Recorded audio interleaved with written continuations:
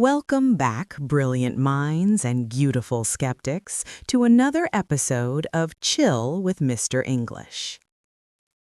I am your host, your intellectual sparring partner, and your favorite purveyor of unapologetic truth. Settle in, grab your overpriced artisanal coffee, and prepare your neural pathways for a workout. Today, we are dissecting a phenomenon that has built monumental empires. And, ironically, it is the exact same phenomenon that has fueled some of history's most spectacular dumpster fire bankruptcies. I am talking about the wildly misunderstood, deeply commodified concept of self-belief.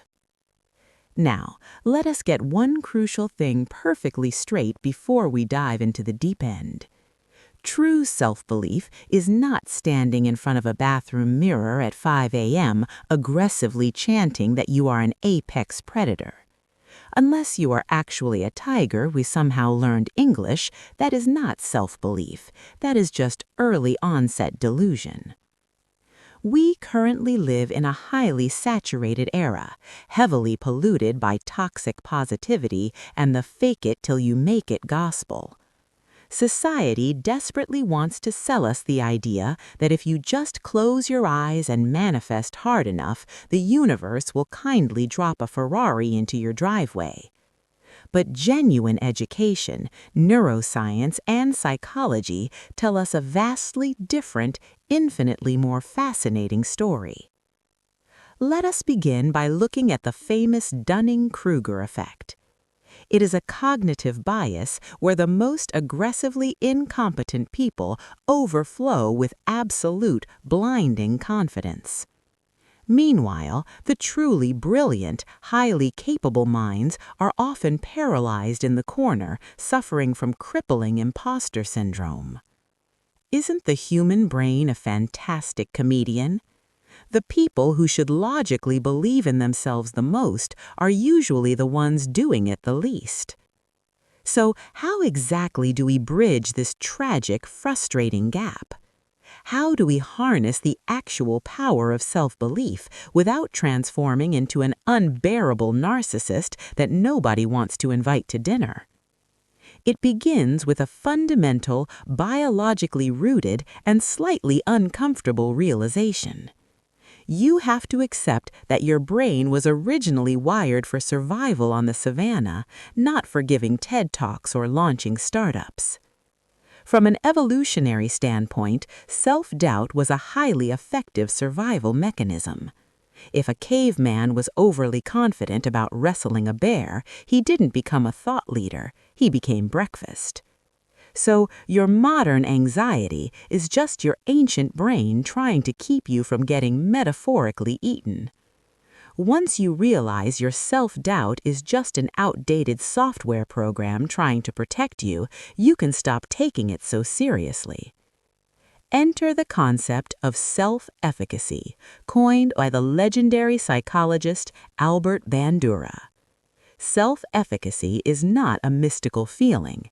It is the concrete, learned belief in your capacity to execute behaviors necessary to produce specific performance attainments. In plain English, it is knowing you can figure things out even when you currently have no idea what you are doing. Self-belief isn't the arrogant, foolish assumption that you will never, ever make a mistake. Rather, it is the quiet, stubborn, deeply ingrained resilience that whispers to you in the dark. It whispers, "When I inevitably fall flat on my face in front of everyone, I possess the capacity to get back up." Let us take a brief satirical stroll through the annals of human history. Virtually every great inventor, visionary writer, and transformative leader was essentially a professional failure who merely refused to quit. Thomas Edison famously did not fail 1,000 times. He just found 1,000 ways not to make a light bulb. At least, that's what his incredibly talented PR department wants us to believe. But the underlying principle remains absolutely rock solid. The world we inhabit is an exceptionally harsh critic, operating a 24/7 factory of rejection letters, algorithmic snubs, and subtle insults. If you are sitting around waiting for external validation to make you feel good about your ambitious ideas, you will be waiting until the sun burns out. You literally have to become your own anchor in a chaotic sea of remarkably opinionated, yet entirely unqualified fish. The multi-billion-dollar self-help industry wants you to believe that confidence is a secret you must purchase. They want you to buy a ticket to a $5,000 weekend seminar where you walk on hot coals to prove your worth. But the joke is on them, because true self-belief is actually the ultimate cost-free rebellion. To genuinely believe in yourself in a heavily monetized world that directly profits from your manufactured insecurities is a profound act of defiance. Now, my dear listeners, we arrive at the climax of our little intellectual journey together. The ultimate defining test of self-belief does not happen on a brightly lit stage while an audience claps for you. It happens in the pitch black of night. It happens at 2 a.m. when your passion project is falling apart, your bank account is weeping, and everyone you know politely thinks you have lost your mind. In that exact terrifying moment, the glossy motivational posters on your wall mean absolutely nothing. It's just you staring at the ceiling, making a choice. You must decide whether the fire inside you is merely a dying ember or if it is a dormant volcano preparing to erupt. Choosing to feed that fire, choosing to trust your own competence despite all logical, statistical evidence to the contrary, that's true power. It requires a supreme level of neuroplasticity to deliberately rewire your brain against the grain of societal doubt. When you finally cross that psychological threshold, a beautiful shift occurs.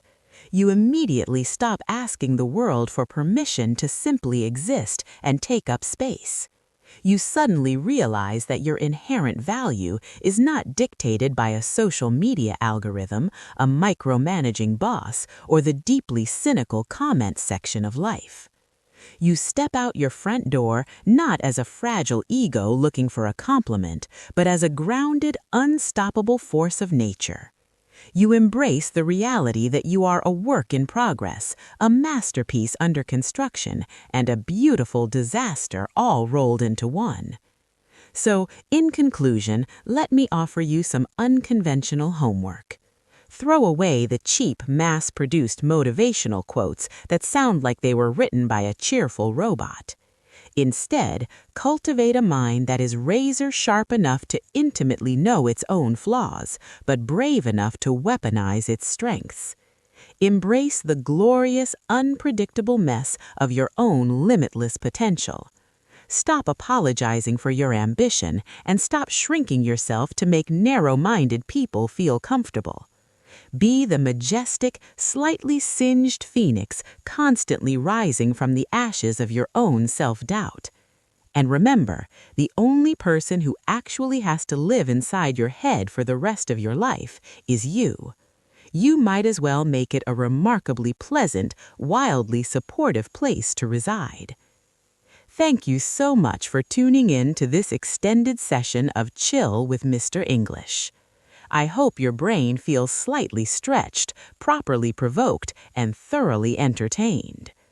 Until next time, keep your tea piping hot, your intellectual sword sharp, and your belief in yourself absolutely unshakable.